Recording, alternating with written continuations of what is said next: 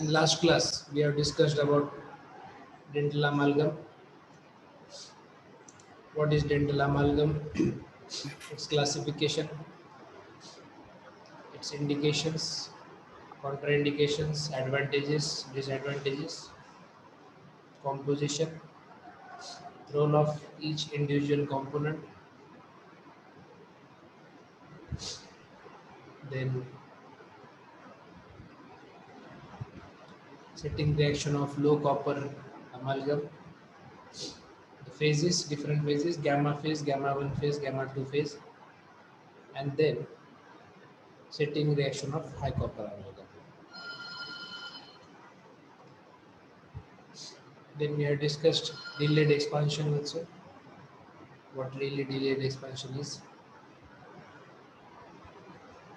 We have discussed creep. What is creep?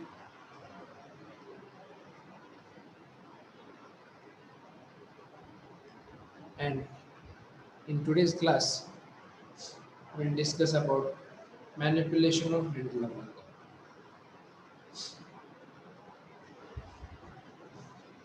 Correct proportioning of alloy and mercury is essential for forming a suitable mass of amalgam.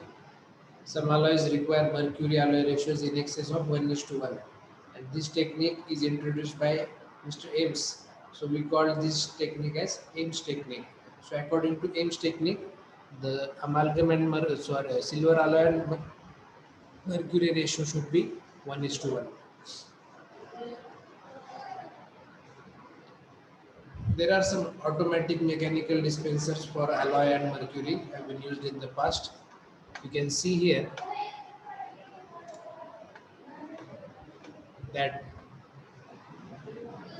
in this capsule there is, in the one section there is amalgam alloy and the other section has amalgam, and these two sections are separated by this septum. So when this capsule, we place it here in amalgamator, and when there will be a movement or motion, this septum breaks.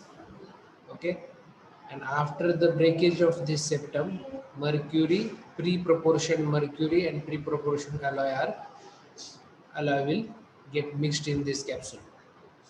So this is about automatic dispensers. Now trituration. What is trituration? It's a process of mixing the amalgam alloy with mercury. Originally, the alloy and mercury were mixed and was triturated by hand with a mortar and pestle. You know all that. And mechanical amalgamation saves time and standardizes the procedure. So this is amalgamator, mechanical dispenser. We place capsule here, and the pre-proportion mercury alloy will get mixed in that capsule. So what happens if we do over trituration? What happens if we do under trituration? And what is normal mix? So over trituration is alloy will be hard to remove from the capsule. It will be shiny and soft. What is under trituration? Alloy will be dry, dull, crumbly, and will crumble if dropped from approximately 30 centimeter of height. You can see here under triturated amalgam. And what is normal mix? Shiny appearance which separates in a single mass from the capsule like this. This is normal mix of silver amalgam. What are the objectives of trituration? To achieve a workable mass of amalgam within a minimum time, to remove the oxide layer, to pulverize pellets into particles that can be easily attacked by the mercury, to reduce particle size, and to keep the amount of gamma 1, gamma 2 matrix crystal as minimum as possible. What is condensation? It refers to the incremental placement of the amalgam into the prepared cavity and compression of each increment into others. Amalgam should be condensed into the cavity within 3 minutes after trituration.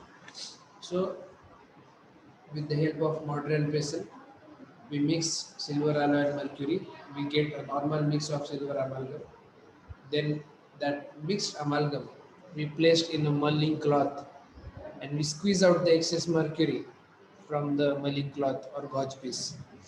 Then, with the help of amalgam carrier, we pick the mixed amalgam and we place it into the cavity increment by increment, and with the help of condenser we condense each increment into the cavity. So this is how we do condensation. What are the aims of condensation? Adapt amalgam to the margins, walls, and line angles of the cavity. Minimize voids and layering between increments within the amalgam. Develop maximum physical properties. And to remove excess mercury to leave an optimal alloy mercury ratio. What is the purpose of condensation? To get a continuous homogeneous mass that is well adapted to all margins, walls and line angles, and it is best carried out using hand instrument.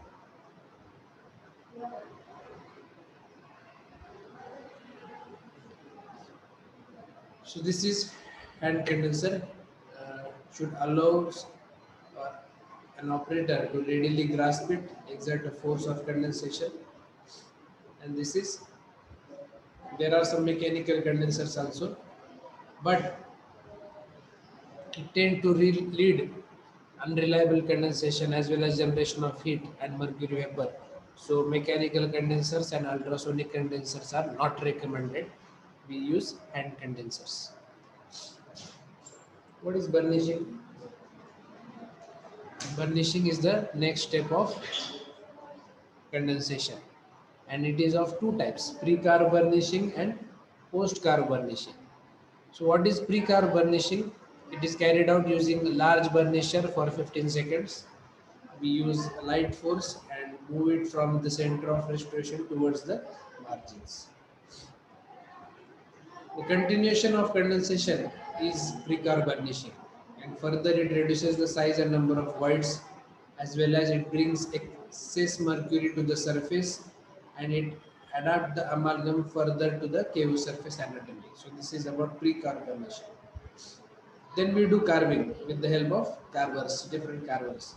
Using remaining enamel as a guide, we carve gently from enamel towards the center and recreate the lost anatomy of the tooth. So amalgam should be hard enough to offer resistance to carving instrument, and a scarping or ringing sound should be heard. And to that sound we call it as an amalgam crying. So if carving is started too soon, amalgam will pull away from the margins. What are the objectives of carving? To produce a restoration with the proper physiological contours, to produce a restoration with adequate compatible marginal ridges, to produce restoration with proper size, location, extent and interrelationship of content areas. And the next step is final burnish. We call it as a post-carve burnishing after carving. So following carving, check the occlusion and carry out the brief final burnish. Use large burnisher with low load. It improves smoothness and heat generation should be avoided. If the temperature reaches above 60 degrees Celsius, it causes mercury vapors as well as corrosion and fracture at the margins. And the last step will be finishing and polishing. What is finishing? What is polishing? Finishing can be defined as the process which continues the carving objectives. It removes flash, overhangs and corrects the minimal underhangs. And what is polishing? It is the process which creates a corrosion resistant layer by removing scratches and irregularities from the surface. Can be done using descending grade abrasives, rubber mounted stone rubber cups. A metallic luster is always done with the polishing.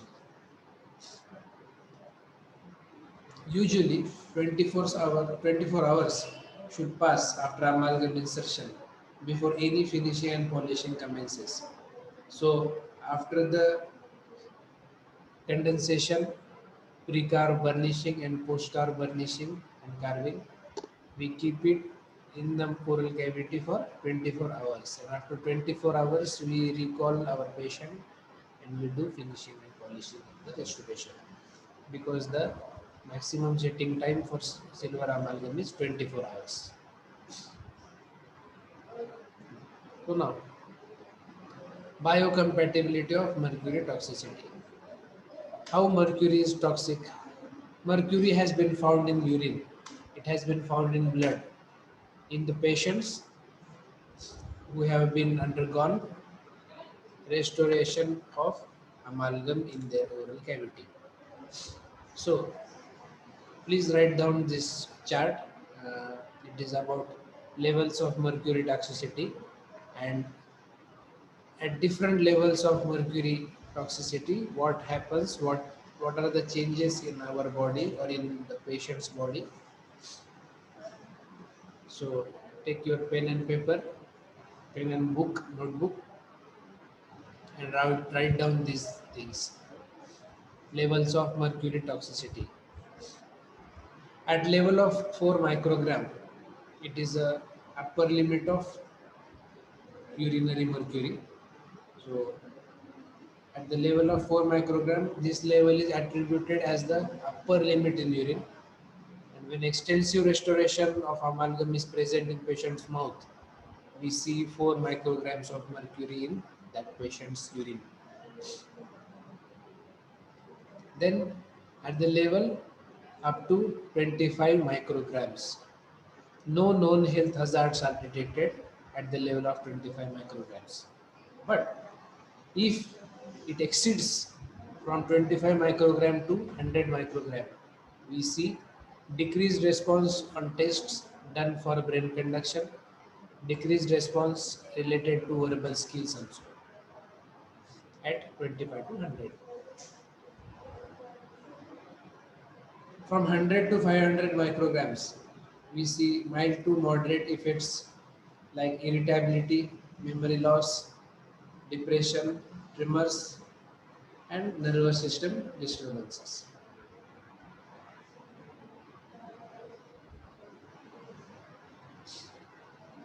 And from 500 to 1000 microgram,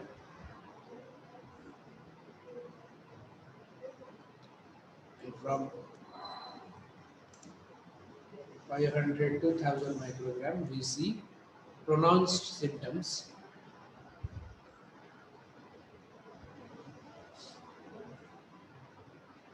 pronounced symptoms like inflammation of kidney, tremors,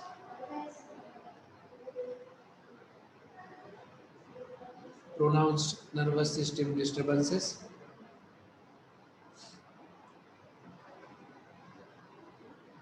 and swollen gums.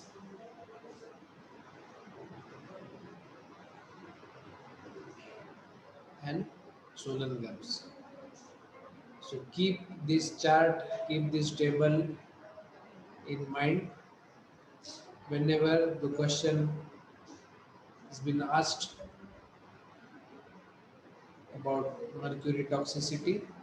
You have to draw this chart or table. You have to write down these different levels, and you have to mention what are the mild to moderate effects are going to happen in patient. Okay, this is about levels of mercury toxicity.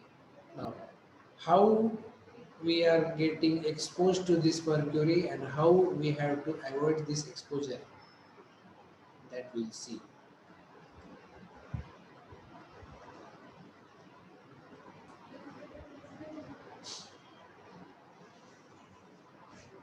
What are the sources of mercury exposure?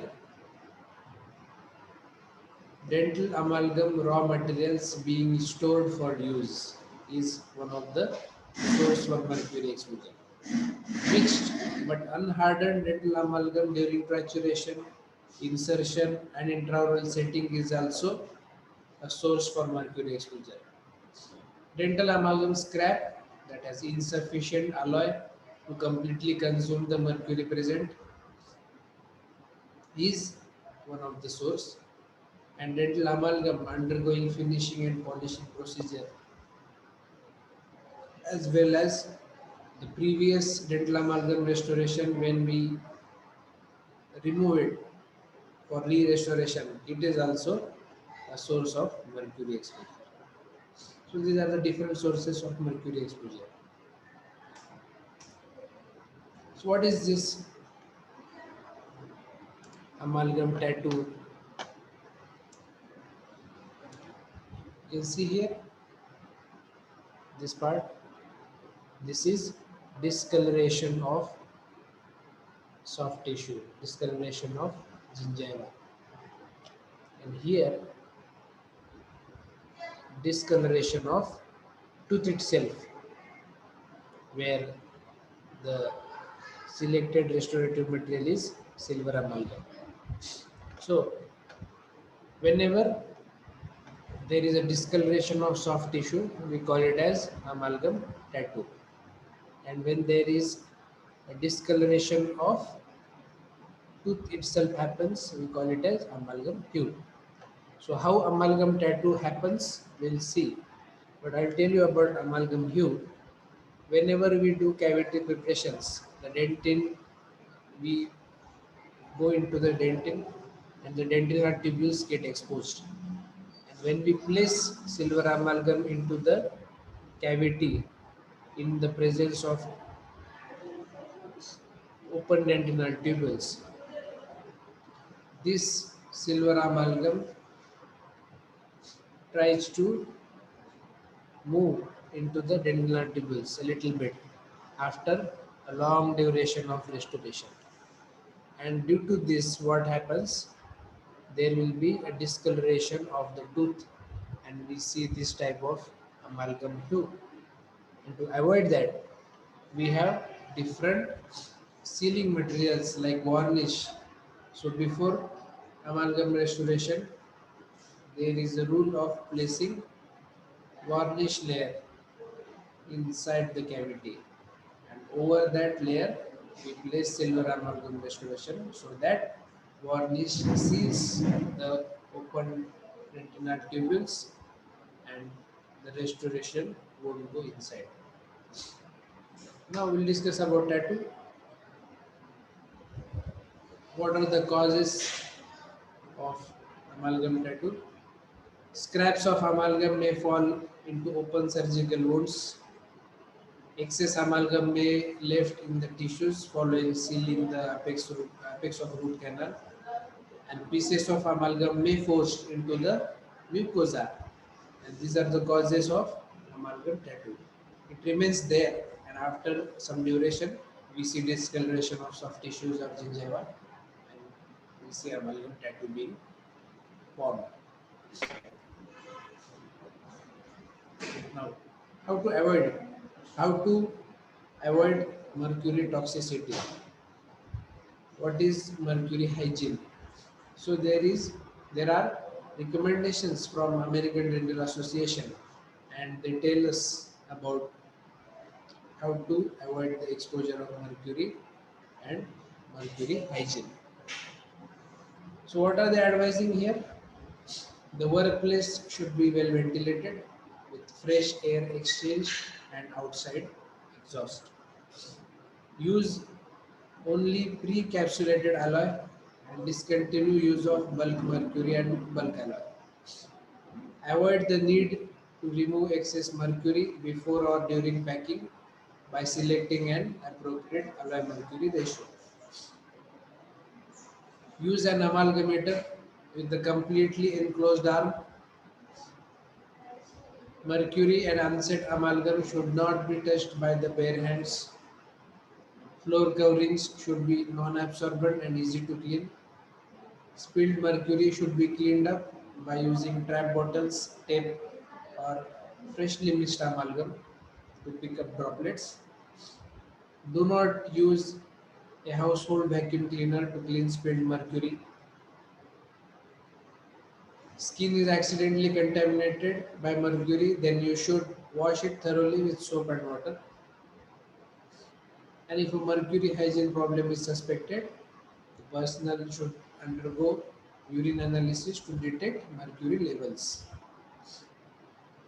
Remove professional clothing before leaving the workplace. These are some guidelines recommended by ADA about mercury hygiene. How to dispose of scrap of amalgam? Scrap of amalgam. It it has to be disposed in a tightly closed container. The container should be filled up with radiographic fixer solution which contains sulfur, phosphorus, and it gets reacted with the silver amalgam scrap, and it forms compound and avoids the toxicity of mercury. So dispose mercury contaminated items in a sealed bag, and do not dispose mercury contaminated items in a medical waste container or bags along with the waste that is incinerated. What are the recent advances? These you need not know in detail, but just remember these names. Bonded amalgams, gallium alloys, which are mercury-free alloys, and fluoride releasing amalgam are the one of the recent advances of silver amalgam. How to repair amalgam? When an amalgam restoration fails, as from marginal fracture, it has to be repaired. How a new mix of amalgam is condensed against the remaining part of existing restoration, and the strength of bond between new and old restoration is important. So, in the conclusion, we can say that there are certain advantages and certain disadvantages with amalgam, like this technique sensitive, it has excellent wear resistant, it has less time, it is less time consuming, less expensive, which are not present in your materials. So these factors will continue to make amalgam the material of choice for many more years to come. Okay, so this is all about silver amalgam. We'll stop here and we'll discuss next material in our next lecture. Stay home, stay safe, take care of yourself. Thank you.